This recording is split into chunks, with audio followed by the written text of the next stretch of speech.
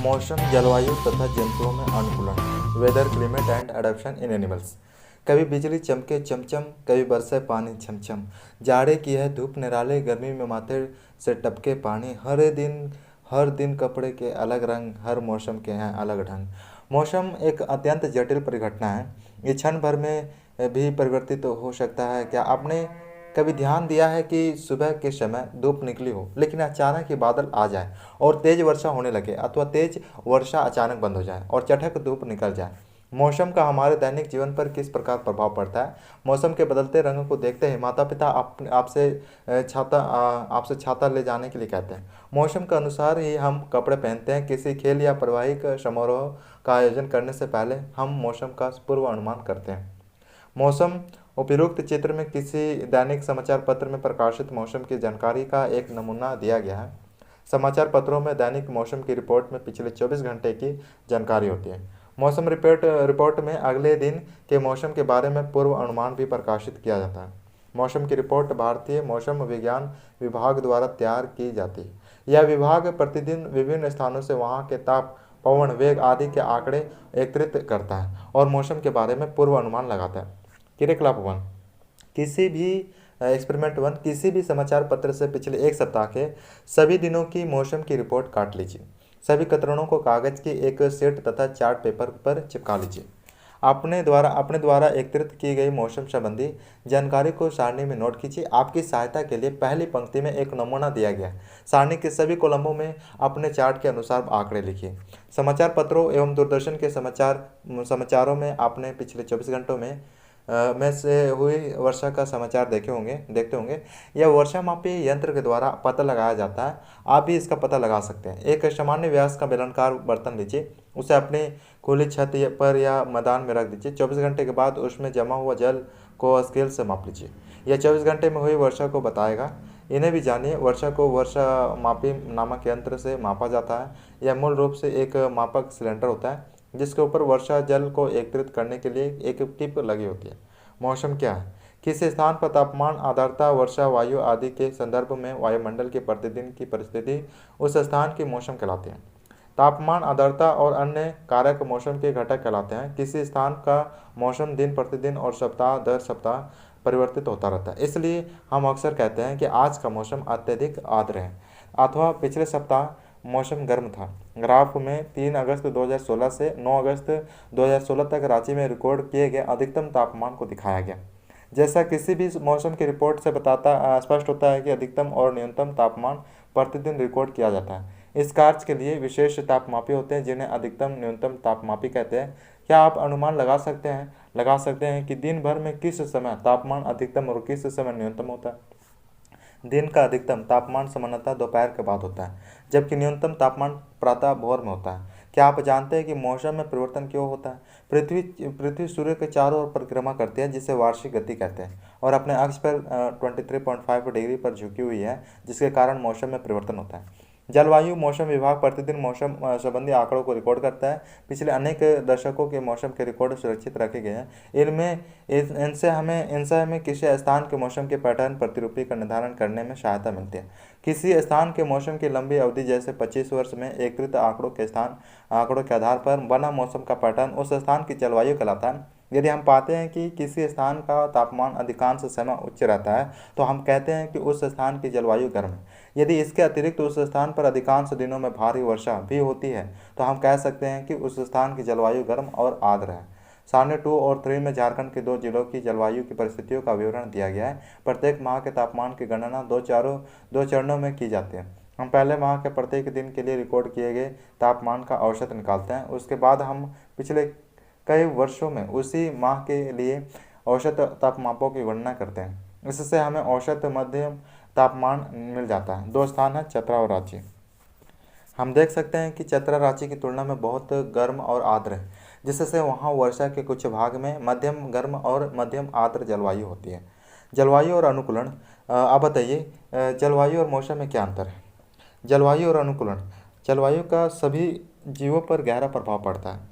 जंतु उन परिस्थितियों में जीने के लिए अनुकूलित होते हैं जिनमें वे रहते हैं। अत्यधिक सर्द और गर्म जलवायु में जीवित रहने वाले जंतुओं में स्वयं को चरम शीत अथवा ताप से बचाने के लिए कुछ विशेष गुण होते हैं। वे सभी गुण और लक्षण जो जंतुओं को उनके परिवेश के अनुकूलन में सहायक होते हैं अनुकूलता कहलाते हैं। जंतुओं के जलवायु की परिस्थितियों के लिए अनुकूलन के कुछ उदाहरण हम आगे पढ़ेंगे। ध्रुवीय भालू, पोलर बियर। इसके परभक्षी और शिकार इसे आसानी से देख नहीं पाते। सफ़ेद बालों के कारण सफ़ेद बर्फ की पृष्ठभूमि में यह आसानी से दिखाई नहीं देता।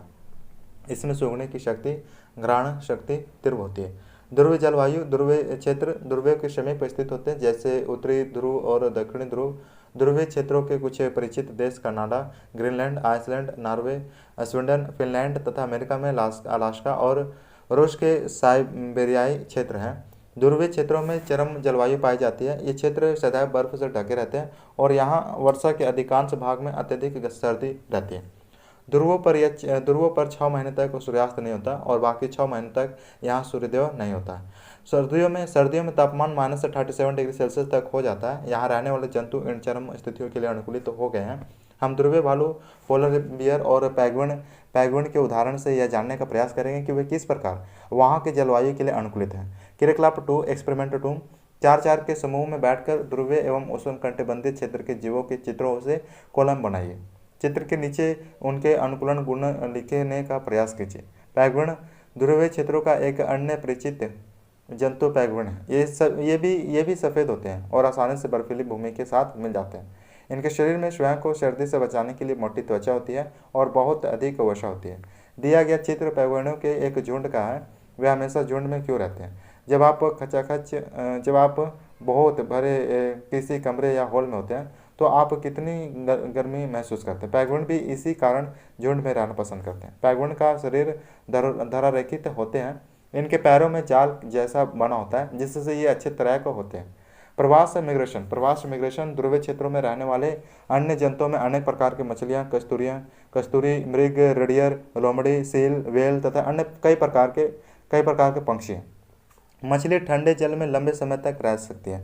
वहीं पक्षियों को अपने शरीर को गर्म रखना आवश्यक होता है। इसी कारण अनेक प्रकार के पक्षी सर्दियों के आते ही अपेक्षाकृत गर्म स्थानों पर प्रवास के लिए चले जाते हैं। सर्दियां समाप्त हो जाने पर वे पुनः अपने आवास पर वापस लौट आते हैं। जनवरी महीने में प्रवासी पक्षी जैसे कलिकदार, बतख, गढ़वाल की कुछ जातियाँ मध्य एशिया से प्रवास के लिए झारखंड के मैथान डैम, धनबाद, बोकारो, दुमका और रांची में आते हैं। कलिकदार, पोकाई, ग्रे फ्लावर, गढ़वाल, रेशन, विजन आदि प्रवासी पक्षी सुदूर प्रदेशों से जमशेदपुर के जयंती सरोवर में आते हैं। आप बताइए, क्या मछलियाँ और तितलियाँ भी पक्षियों की तरह प्रवास करती हैं? इन्हें भी जानिए। कुछ प्रवासी पक्षी अपने आवास की चरम जलवायु की परिस्थितियों से बचने के लिए 15,000 किलोमीटर तक की यात्रा करते हैं। सामान्यतः ये अधिक ऊंचाई पर उड़ान भरते हैं जहाँ वायु प्रवाह उड़ान में सहायक होता है। क्या इस ऊंचाई की शीत स्थितियाँ उनकी उड़ान को बाधित नहीं करती? नहीं, उनकी पेशियों द्वारा उत्पन्न ऊष्मा का विसरण उनके उड़ान में सहायक होता है। लेकिन आश्चर्य की बात है कि प्रवासी पक्षी वर्ष दर वर्ष एक ही स्थान पर कैसे रहते हैं। उन स्थानों की पहचान वे कैसे करते हैं? वे मार्गदर्शन के लिए कुछ भू चिन्हों का उपयोग करते हैं। सामान्यतः अनेक पक्षियों को दिन में सूर्य और रात्रि में तारों से मार्गदर्शन मिलता है। इसके भी कुछ प्रमाण है कि पक्षी दिशा का पता लगाने के लिए पृथ्वी के चुंबकीय क्षेत्र का उपयोग करते हैं। पक्षियों के अलावा अनेक स्तनधारी जीव और अनेक प्रकार के मछलियाँ और कीट भी अधिक अनुकूल जलवायु की तलाश के लिए मौसमी रूप से प्रवास करते हैं।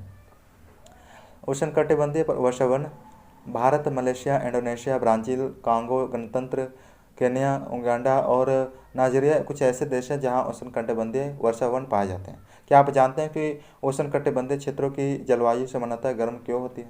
ये क्षेत्र भूमध्य रेखा के आसपास स्थित होते हैं। सबसे सर्द महीनों में भी यहाँ तापमान सामान्यतः 15 डिग्री सेल्सियस से अधिक रहता है। गर्मियों में तापमान 40 डिग्री सेल्सियस से अधिक हो जाता है। वर्षा भर दिन और रात की लंबाई लगभग बराबर होती है। इन क्षेत्रों में प्रचुर मात्रा में वर्षा होती है।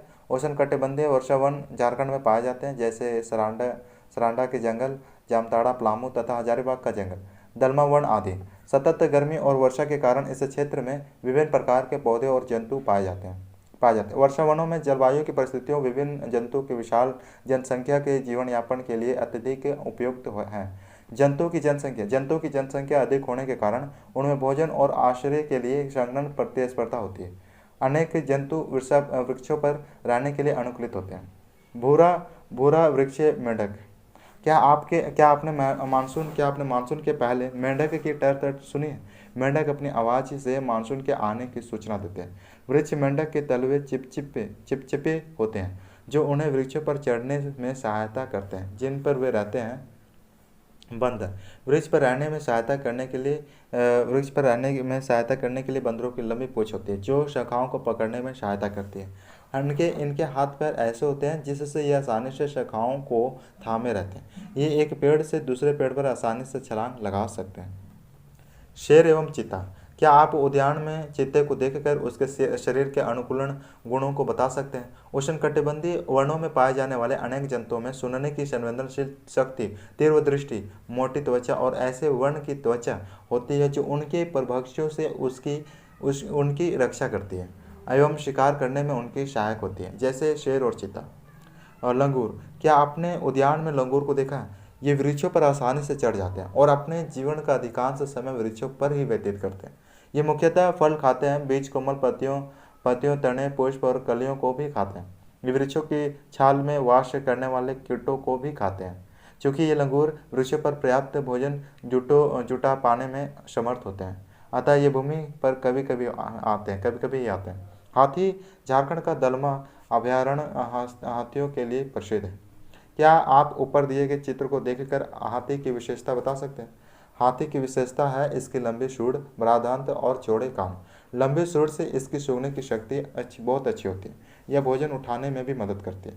बाह्य दंत, जिन्हें रंदनक कहते हैं, वास्तव में रूपांतरित दांत होते हैं। इन दांतों से हाथी अपनी पसंद के वृक्षों की छाल को आसानी से छील सकते हैं, अतः भोजन के लिए असफलता के बावजूद हाथी आसानी से अपना भोजन जुटाने में समर्थ होते हैं। हाथी के लंबे बड़े कान बहुत हल्की ध्वनि सुनने में सहायक होते हैं। वर्षा और आर्द्र जलवायु में हाथी के शरीर को ठंडा रखने में भी कान सहायक होते हैं। इन्हें भी जाना।